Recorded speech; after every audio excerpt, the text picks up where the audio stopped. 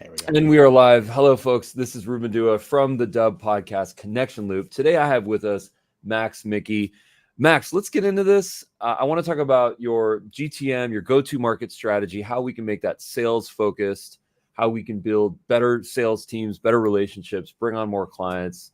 You've got some more stories. You've got some learnings to share. I have also with me Darius Santos. Let's get into this convo. Max, start with this short intro and then guide us through what you've learned.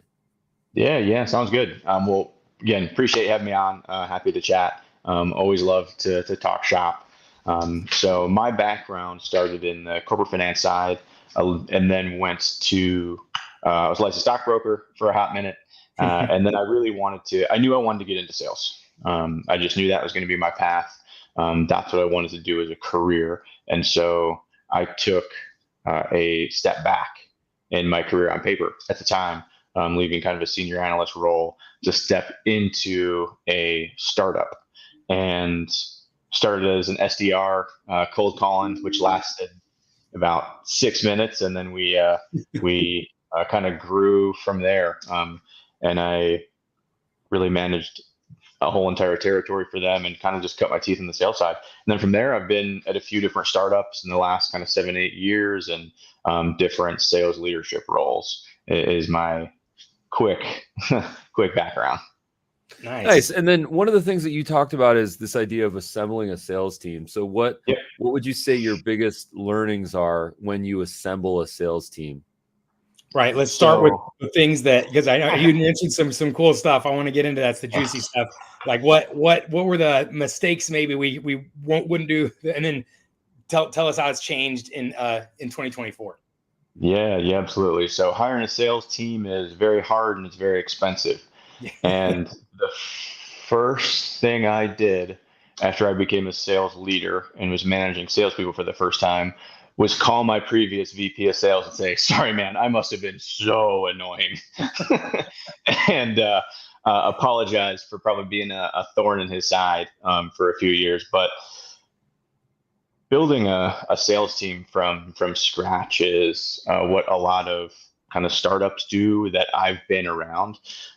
There's a few different, I think, kind of theories and different ways to go about it. I think everybody has their own like flavor. Whether you start with more SDRs, account execs, are you doing a 1-to-1 ratio, 2-to-1, 1-to-2? I've always viewed sales to be very similar to dieting, where I think there's genuinely a lot of ways to be successful. There's a lot of different options, a lot of different paths. Whenever I hear somebody saying this is the only way to do whatever that thing is, I typically immediately dismiss them, which I shouldn't do. Right. But just because it's worked in a certain scenario for a certain team, a certain individual, a certain market type, the right product fit doesn't mean that exact same formula is going to repeat. And so I think that's one of the most difficult things to learn as a sales leader, because typically to become a sales leader, you've been a successful salesperson. And so you're kind of taking those learnings and formulas, and then you're having to relearn everything. And then teaching other people how to sell and manage, and the different just managerial components that come alongside of that. So definitely a lot of learning that goes into those first time roles.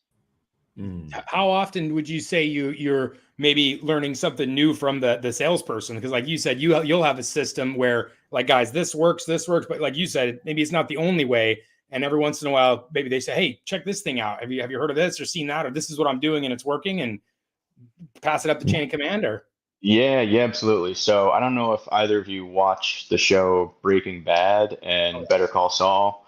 Yeah. So big fan. But so Vince Gilligan, the creator, I believe he writes for a good chunk of it too, but pretty much has a saying on set.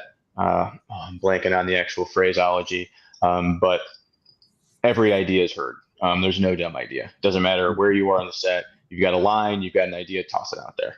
And so that kind of, when you enable that, and that's, I think, some of the rocket fuel for really successful startups, is when you can create that type of environment, you just get so many more ideas. And not everyone is great, but everyone as individuals we have poor ideas and good ideas. And so it's it's really, really, really, I think key is the environment versus just kind of saying it once in a while, if you know what I mean. Right. No, that's awesome. I think that's an excellent way of providing leadership, especially when you know you have some talented people underneath you and their opinions can really be very valuable. Sometimes it's the opposite where you're in a leadership position. You're like, no, this way only. Don't ask questions. Don't do.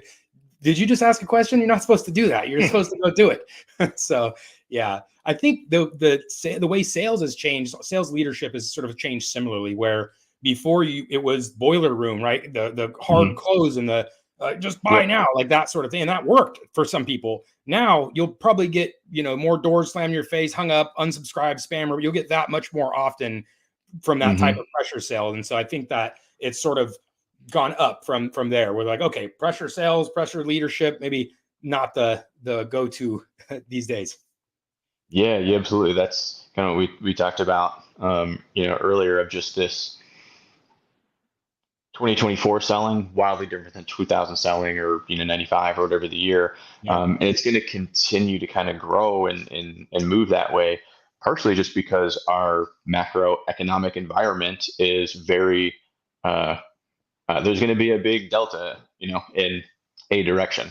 And it's going to have impacts to businesses and people and the way that they interact with their partners and vendors and who they sell to. And so we're starting to see that shift, I think, in the last maybe 12 to 14 months, where organizations are starting to hurt, right? The pandemic money, all of that, they're starting to hurt. And so there has to be some type of pivot to create revenue.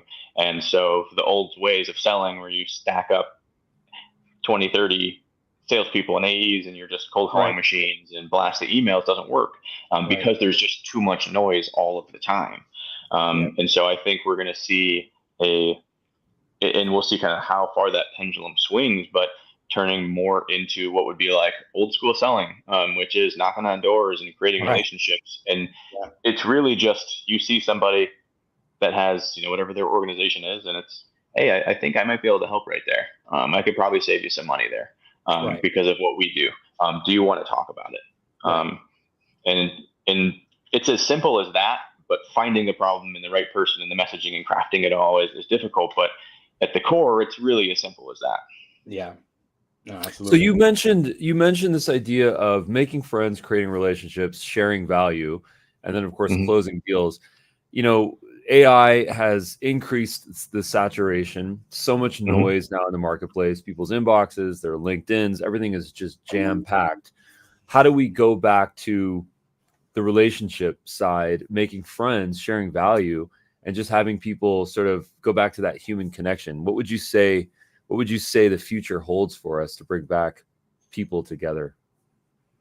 Yeah, it's interesting, right? The environment in which we interact is wildly different than a few years ago. Like, hence, even this right here. And so I think that there's always going to be a element of being in front of folks and being able to have the time to create a relationship. You don't create a relationship with somebody in a boardroom going over a presentation deck. It's not when it happens. You build it outside of that when you're continuing to show somebody value solving a problem, which is genuinely kind of what friendship is, right? You're providing value to someone. You enjoy spending time with that person. They enjoy spending time with you. And so we're going to see, again, just that shift really, really, really dramatically different than the cold calling blasts. And so that'll be things like this, right? Video connection, so that you can hear, see somebody, hey, I'm a real person, not a computer. Do you want to chat? And again, knocking on doors and that type of effort. All right. So we love to hear about success stories, about case studies. Sure. People love to hear the story arc. You met someone, they were struggling with something, you provided value, and they were able to overcome some conflict, and now they're at a new state, a happy state, successful state. Take us through one of those in less than 60 seconds. We'd love to hear that and what we can learn from it. So can I flip it on you and do the opposite? Sure. So This is going to be a story about really internal, with a little bit of some client facing pieces, but had a client. We signed them. We've been in implementation for about 4 months. We're 3 weeks away from launch, and we as an organization decide to change that product. And so we were supposed to launch 2 weeks out, and so chatted with the leadership team, and I said, okay, we've got a week before we're meeting with the clients and they're expecting to launch. What are we going to do here? And so the answer I got was tread water. I was like, all right, well, we'll tread some water. And so what I had to do, I spoke to the client and I was trying to be as honest with them as I could be. I said, listen, we're having some change in our product. It's going to cause some delays. I don't know what that looks like yet, but I'm going to have an answer for you on Friday. And so then I was a annoying bird in the ear all week. I was like, guys, I got to get an answer. We're doing what we're doing. We pulled in a partner. We were able to get a contract signed with them very quickly so they could take over for us and become a sub. Learned about the product in about a day and a half and actually saw it was going to be much stronger for our client. Cool. So on Friday, got on the call with them, explained all that, although it meant 3.5 more months of implementation. And so I think it was really just the being very honest and open with them about it. Here's where we're moving. I didn't spend a lot of time apologizing and hemming and hawing, other than just very matter of fact at the beginning, like, I'm genuinely sorry. This is the path that we can go down. Is this okay with you? And I think it was kind of that openness, and became one of our best clients for us. Anytime you need a reference, they're happy to chat. And it's usually just that kind of direct line of open communication is most of my kind of big wins or those type of stories is, even if you don't have the right answer for somebody, just being direct about it. No, I've been in that boat, my friend, where you have this deal closing, something's happening, and then you're like, oh crap, I got to deliver some bad news, and it's just like, because the worst thing could happen, right? Like if the deal's going to fall through, something bad's going to happen, and it's like eating you until you can finally get in there and say, okay, well, here's what it is. Nothing, it's like if I could fix it, I would, but this is the way it is.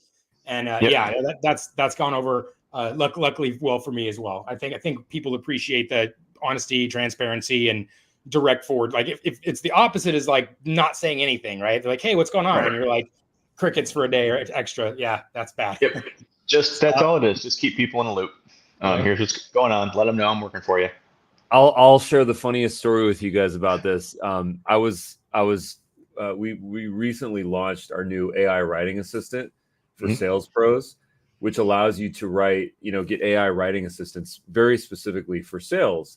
And one of the features that we built was this idea of asking for your profile, like what is your company, what is your profession, who's your target audience, what do you guys offer, what does successful look like, your tone. And I started to use our own AI telling us how to use AI in video for sales professionals. And you guys will never believe this, but one of the top 10 suggestions is writing an honest apology to a client. And apparently AI seems to think that sending a video message with an AI written message saying, I apologize that this happened, but I wanted to be open and direct, is a top 10 way to use video. I thought that was really interesting. No, that's super interesting. Like we're all on that same boat. Like not something you would think of. Like, okay, it's sales, it's business development, nurturing relationships. Right. You don't think about the bad news, but no, it's much better to give bad news over a video or over in person, or at least on the phone versus an email or something. Because then it's like you don't read any of the subtext. It's just like rude. Yeah. So. Oh yeah, and all that is it's that little effort that's showing your client like, yeah, I'll pick up the phone and call, because it would be easier for me to send an email because then I don't have to deliver bad news. Like exactly, emotionally be easier too. You're like bad news. It would be easier for me personally on my day. But I don't want to do that to you, so I'll give you a call. And it's just recognizing that, and okay, appreciate it. They still may be upset. Right. But soften the blow for sure. Yeah. Yep.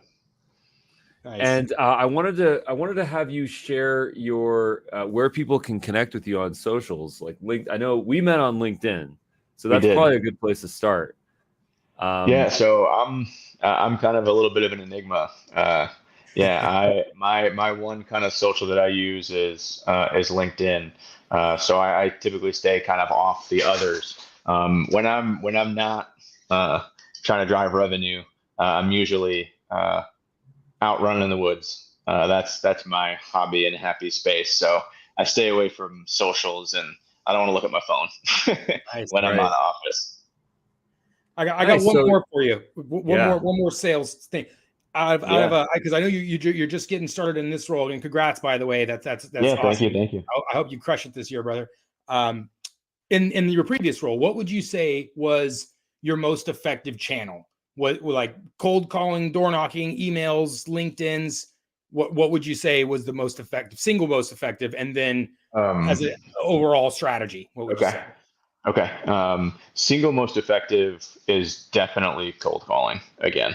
Yeah. Um, Although it's a lot harder than a couple years ago, Oh yeah. just because there's such fewer office phones where you can reach somebody, Right. and most people are moving you to voicemail. Yeah. Actually, I saw a great post on LinkedIn the other day, and they were sharing what they do in terms of their Yeah. formula for a voicemail, and they interestingly say they never ask for them to call them back.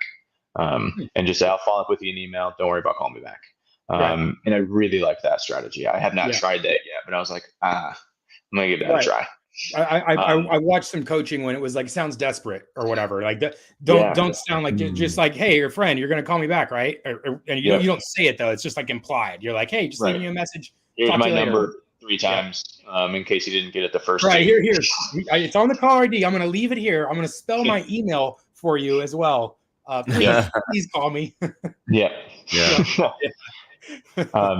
But that as a part of an overall sales strategy was just heavily focused on getting in front of people. That role was also a fairly small market, so we knew who we needed to connect with, and so getting in front of them in person. A lot of them were small regional conferences, which I actually really like, versus really really big conferences, Yeah. because you have a chance to actually meet some people and develop Right. relationships with them, off of a trade floor. Got it. Yeah. No, I know. Before omni-channel was sort of an option, right? Like, oh, you could do conference, you could cold call, you could email, you could link, and it was like optional. And I'm hearing more and more, it's like got to be the standard now. Like today's market, you got to do everything. Really, you got to be doing it all, because like one thing isn't going to work so well anymore. So Right. that's what I'm hearing. Yeah.